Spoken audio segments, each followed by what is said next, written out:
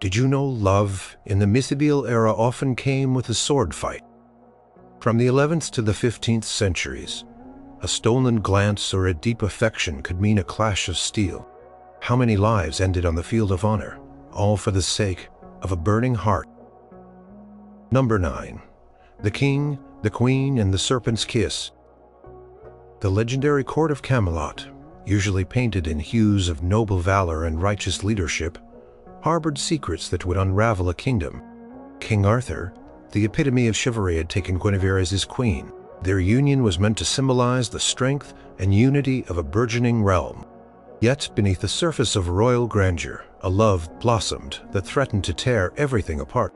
Sir Lancelot, Arthur's most trusted knight, a man of unparalleled skill and devotion, found himself ensnared by the queen's beauty and spirit. Their affection, initially a respectful admiration, deepened into a forbidden passion. A silent understanding shared in hushed whispers and fleeting glances. When the king's back was turned, this secret, however, could not remain hidden forever. Mordred, Arthur's nefarious nephew, a man consumed by jealousy and ambition, was always watching, always scheming. He yearned for the throne and saw the illicit affair between Lancelot and Guinevere as the perfect weapon to dismantle Arthur's reign. Mordred, alongside Sir Agravain, ambushed Lancelot and Guinevere, exposing their infidelity to the court. Guinevere was condemned to burn at the stake for treason, a harsh judgment that mirrored the brutal justice of the age. Lancelot, true to his desperate love, rode to her rescue, cutting down many knights, some of whom were his own kin. In a desperate bid to save his beloved queen, this act plunged the realm into civil war. King Arthur, torn between his love for his wife, his bond with his dearest knight, and the rigid code of honor, was compelled to pursue Lancelot. The land was ripped asunder. Brother fighting brother, loyalties fractured by the weight of a forbidden love. The conflict culminated on the desolate plains of Camelot. It was not a duel between Lancelot and Arthur, but between Arthur and Mordred, the architect of the kingdom's ruin. Mordred, driven by his twisted ambition and the exposure of the scandal, confronted his uncle, not only for the throne but for the perceived dishonor brought upon the royal line. According to ancient Welsh texts, like the Annals Cambriae, which briefly mention the Battle of Camelot and later elaborated upon in more detail by chroniclers such as Geoffrey of Monmouth in his Historia Regum Britanniae, the final confrontation was stark and brutal. The duel was a desperate, bloody affair, the very fate of Britain hanging in the balance. Arthur struck a mortal blow to Mordred, but as Mordred fell, he managed a final, desperate thrust, piercing Arthur fatally. The love that defied a kingdom, the loyalty that fractured a realm, all ended in a bloody duel that saw a king fall and a legendary age draw to a tragic close. Number 8. The Jealous Baron and the True Heart. In the sun-drenched lands of Aquitaine, where troubadours sang of courtly love, lived a young miller's daughter named Elara. Her beauty was not of noble birth, but of the simple honest earth, with eyes like the summer sky and hair like spun gold. Elara's heart belonged to Finn, a sturdy, kind young man from her village, a commoner like herself, whose laughter was as bright as the morning sun. Their love was a quiet, unassuming thing, built on shared dreams of a humble life. However, their peaceful world was shattered by the arrival of Lord Theron, a neighboring baron known for his harsh temper and insatiable desires. Theron, riding through the village one day, spotted Elara by the river, and was immediately captivated. He began to send her gifts, then demands, expecting her to comply with his advances simply because of his rank. Elara, fiercely loyal to Finn, rejected him politely at first, then with increasing firmness her refusal only fueled Lord Theron's possessive rage. Could not fathom being denied by a commoner, especially not for another commoner. Driven by his wounded pride and dark desire, Lord Theron publicly declared that Finn had somehow slandered his name or defied his authority, a transparent excuse to rid himself of his rival. He challenged Finn to a trial by combat, a duel under the eyes of the local lord. The common folk whispered, knowing the true reason was Elara, and fear gripped the village. Finn, a man of peace, knew he had little chance against the Baron, who was trained from birth in the ways of the sword and clad in fine armor.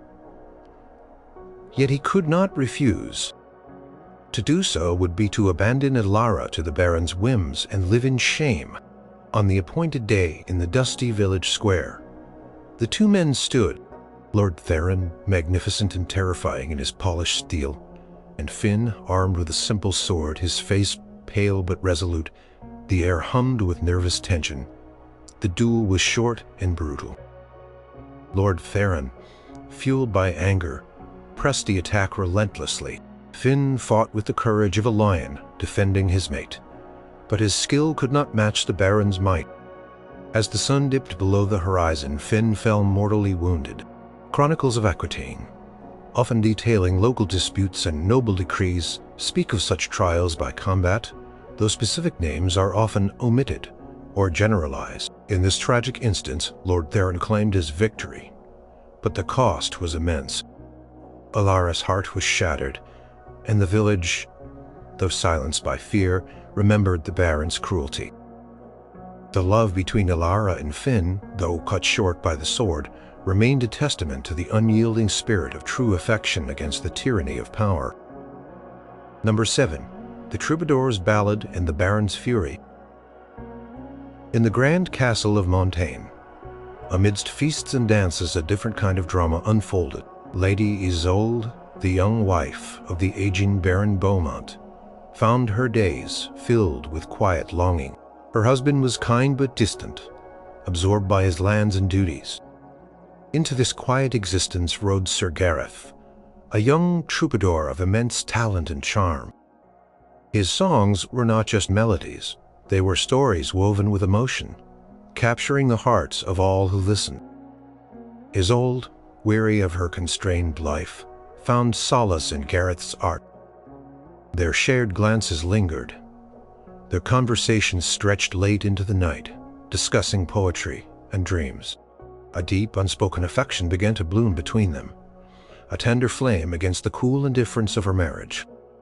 Gareth's ballads, once general tales of love, slowly became subtle tributes to Isolde's beauty and spirit, understood only by the two of them. This delicate dance of affection, however, did not escape the notice of Sir Reginald, the Baron's ambitious and fiercely loyal kinsman. Reginald, who harbored his own designs on the Baron's favor, and perhaps even Isolde's hand should the Baron pass, viewed Gareth's presence as a grave insult to the Baron's honor and a direct threat to his own. As Barry's transgression, whispers began to circulate, fanned by Reginald, until the Baron could no longer ignore the murmurs of his wife's impropriety with the wandering minstrel.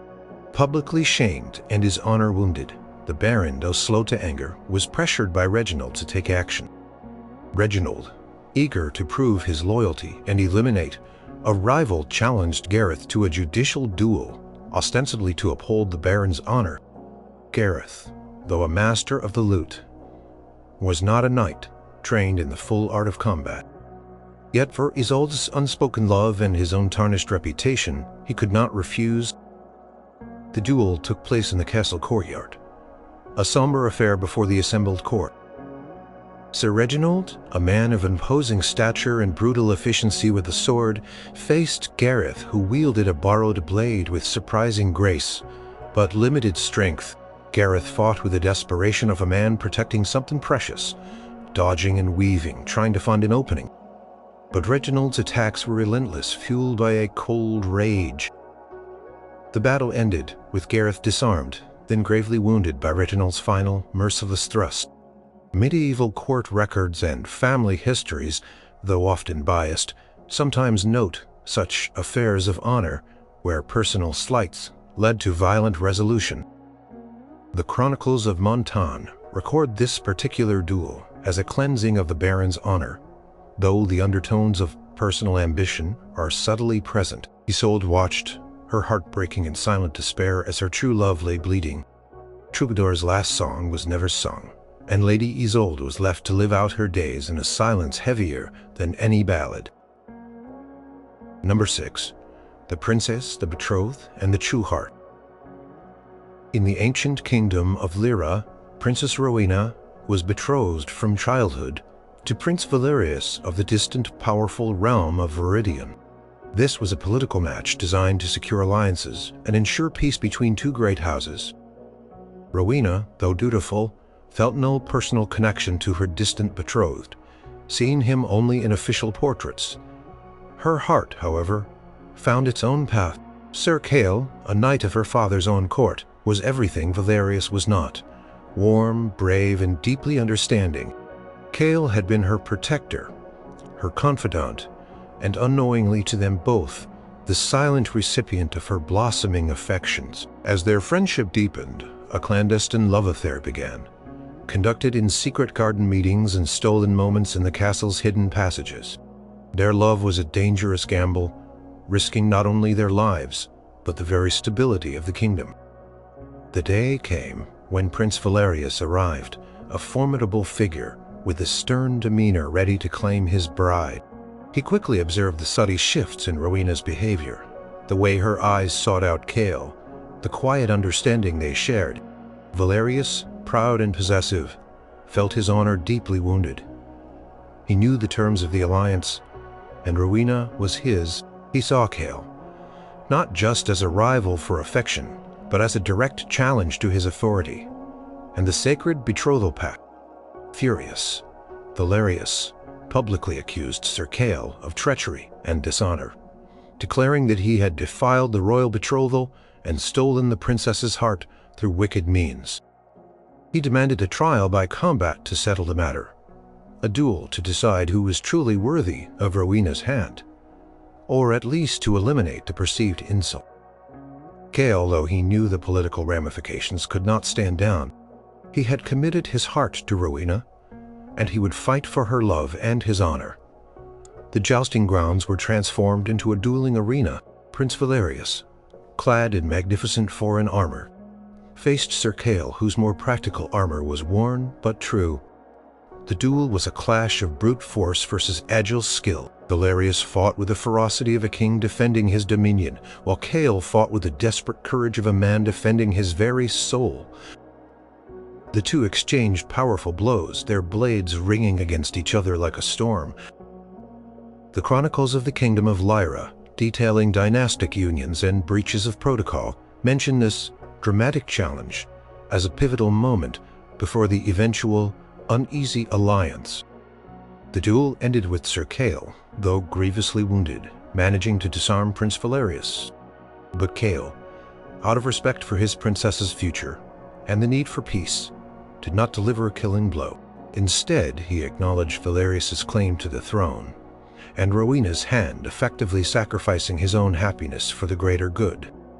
Valerius, humbled by Cale's unexpected mercy and the depth of the love he had witnessed, did not press the advantage. The marriage proceeded, but Rowena's heart, though bound by duty, forever carried the mark of the knight who fought for her.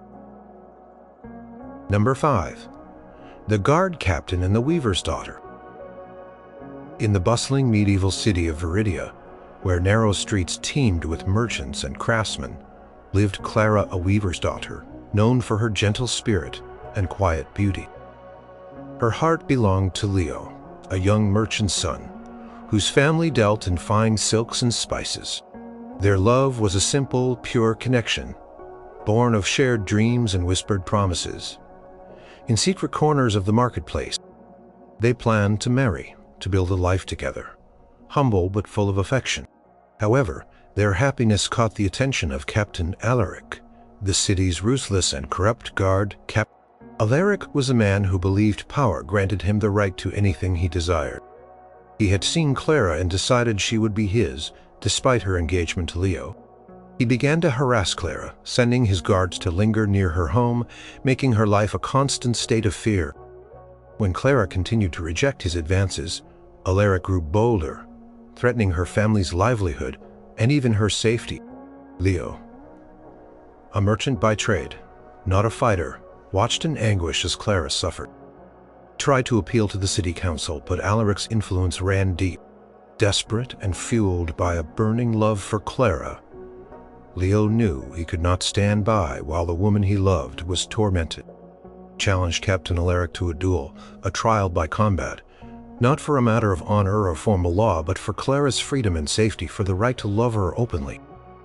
It was a bold, almost suicidal act for a common merchant against a seasoned, armed captain. The duel was arranged by the city authorities who, while recognizing Alaric's power, also felt the stirrings of public resentment against his tyranny.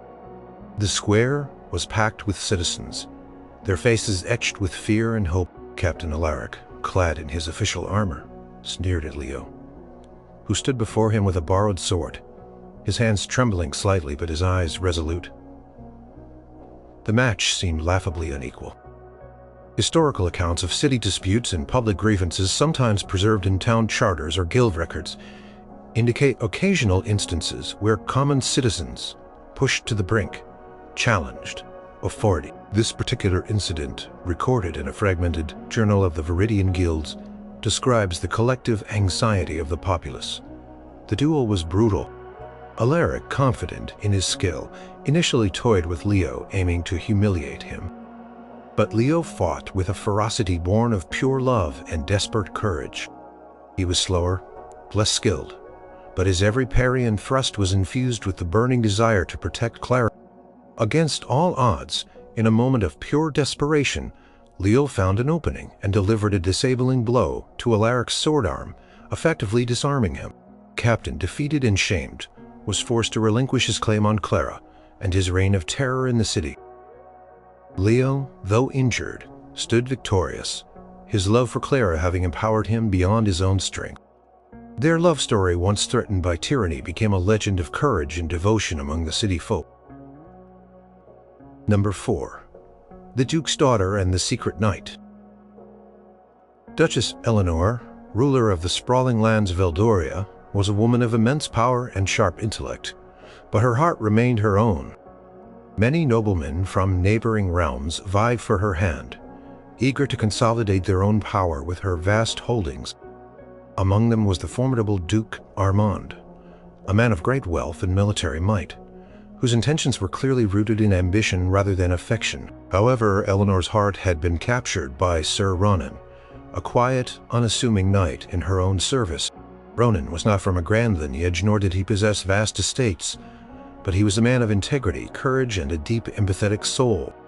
Their love was a forbidden secret, shared in hushed conversations in moonlit gardens, and stolen moments amidst the castle's daily bustle. Eleanor found in Ronan a true companion, someone who saw beyond her title to the woman beneath. When Duke Armand formally proposed, Eleanor, much to his shock and the consternation of her advisors, gently but firmly refused. Her refusal, coupled with the increasingly obvious affection between Eleanor and Sir Ronan, ignited Armand's furious jealousy. He saw Ronan as an impudent commoner daring to steal a prize that was rightfully his by rank and power.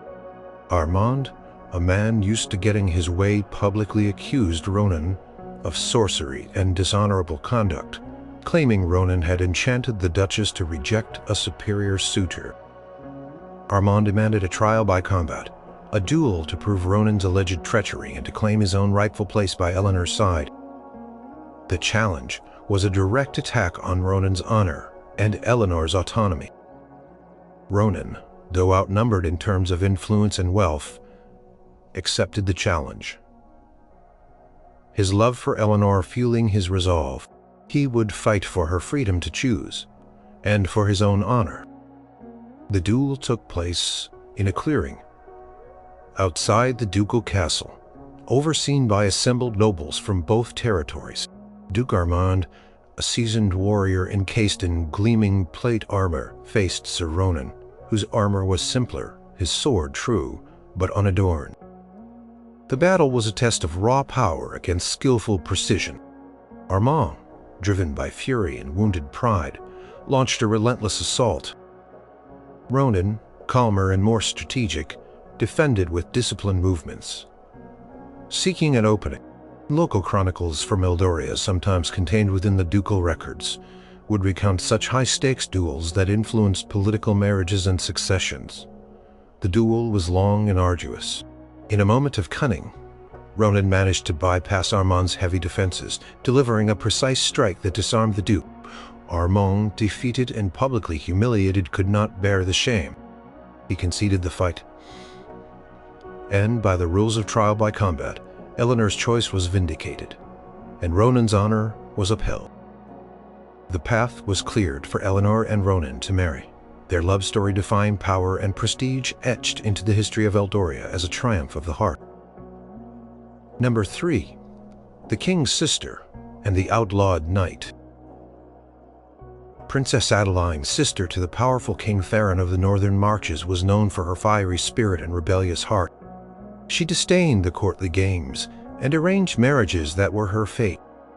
Instead, her affections fell upon Sir Leoric, a knight who had been unjustly outlawed by the king for a perceived slight against the royal family, though many whispered it was simply for Leoric's refusal to bend to Theron's arbitrary will.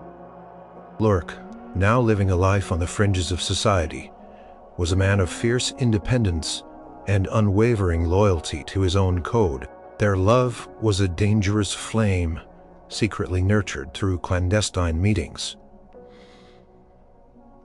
In the sprawling royal forests surrounding the castle, Adeline, disguised as a commoner, would ride out to meet Leoric, their stolen moments filled with passionate promises and dreams of a life free from royal constraints.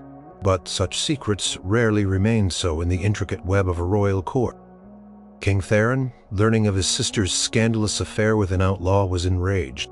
This was not just a breach of etiquette, it was a direct defiance of his authority, a stain on the royal lineage, and a political nightmare. He dispatched his most trusted knight, Sir Gawain, a man of unwavering loyalty and legendary skill, to capture Leoric and bring him to justice. Leoric, knowing he could not escape the king's wrath forever, willingly surrendered when Gawain found him, but not before delivering a message to Adeline. He would not beg for his life, but he would fight for her honor if given the chance. King Theron, in a calculated move to both uphold his authority and perhaps offer a twisted form of mercy, decreed a trial by combat between Sir Leoric and Sir Gawain. The duel would not only determine Leoric's fate, but also, in the king's eyes, prove the righteousness of his rule and cleanse the royal family's honor. It was a duel not for Adeline's hand, but for the very existence of her love and Leoric's right to live it. The field of combat was set in the royal training grounds before the assembled court, including a distraught Princess Adeline. Sir Gawain, a paragon of chivalry and a formidable opponent, faced Leoric, whose armor was patched and worn from his outlawed life, but whose spirit burned brighter than ever. The clash of steel was immediate and ferocious.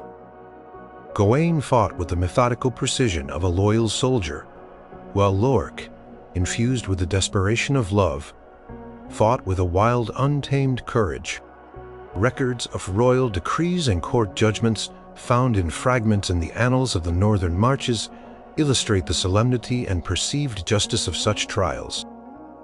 The duel was a long, grueling affair, a testament to the skill and endurance of both knights. In the end, Leoric, though battered and bleeding, managed to disarm Gawain. He stood victorious. King Theron, bound by the rules of his own decree, had to acknowledge Leoric's victory. Though he remained outlawed from the kingdom, Leoric was granted a reprieve, and Adeline, though still confined by her royal status, found a quiet triumph in her love's endurance. Leoric rode away, his life spared, his honor restored, a symbol of a love that defied a crown. Number 2. The Widowed Lady and the Competing Suitors. Lady Joanna of Warwick, a wealthy and influential widow, was a woman of considerable grace and independent spirit. Upon the passing of her husband, she found herself the target of numerous suitors, all eager to claim her lands, her wealth, and her hand. Among them were Lord Alaric, a powerful but arrogant nobleman, and Sir Gareth, a respected knight, known for his honest heart and unwavering devotion. Joanna, after much consideration, chose Sir Gareth. His genuine affection and honorable character had won her heart over the more ambitious and boisterous overtures of the other suitors. Their union was a quiet joy, a bond built on mutual respect and tender affection. Lord Alaric, however, was incandescent with rage. He had considered Joanna's wealth and status his by right, believing his higher rank should have swayed her. He viewed Gareth as an inferior, a mere knight, and felt his own pride deeply wounded by Joanna's rejection. Driven by spite and a twisted sense of entitlement, Lord Alaric publicly accused Sir Gareth of dishonesty and manipulation, claiming Gareth had used dishonorable means to win Lady Joanna's favor. Perhaps even slandering Alaric's own name to secure her affection. He challenged Sir Gareth to a trial by combat, a duel to prove the validity of his accusations, and to ostensibly claim Joanna's hand through the judgment of God. This was a direct challenge to Gareth's honor, and to Joanna's free choice in love.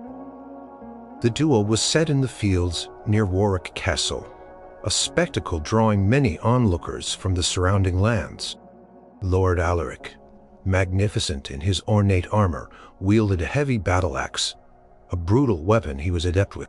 Sir Gareth, more agile, relied on his long sword and shield, his movements fluid and precise.